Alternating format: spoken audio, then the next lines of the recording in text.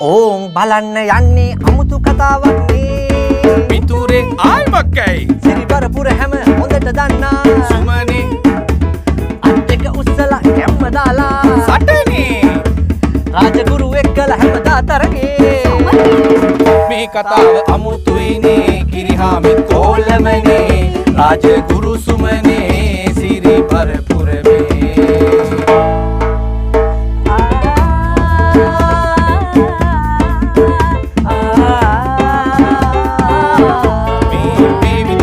සුමනගේ කතන්දරේ කියලා ඉවරයි. ගල් මුල් මැද පලසමතින් සුමනේ අරුවයි. සරමණ්ඩ කම්බිලෙන් සුව අමුඩේ වගේ ආයිමක්කයි.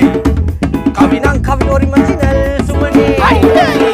සමහරුණන් ටික් ටික් නේ සුමනේ නම පට බැන්දේ. රාජගුරුගේ සිල් බින්දේ දෙවියොත් සුමනේට වැන්දේ. තකද්දෝ තකද්දෝ තකදි තකද්දෝ තදිගින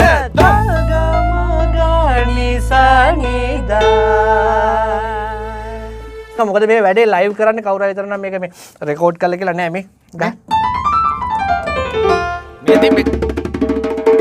ඇති බේස් මේ ඇති සිතාර් මියුසික් කරේ සමත් හසරංග එතකොට වචන ලිව්වේ මේ දිලිප් තේජන සහ ගායනා කරේ ඉෂාරා කල්පනී දිලිප් තේජන සහ චමත් හසරංග ඊළඟ කාටුන් සින්දුවක් අරන් එන්නම් ඔයගොල්ලෝ ආසම කරන එකක් එතකන් ජය වේවා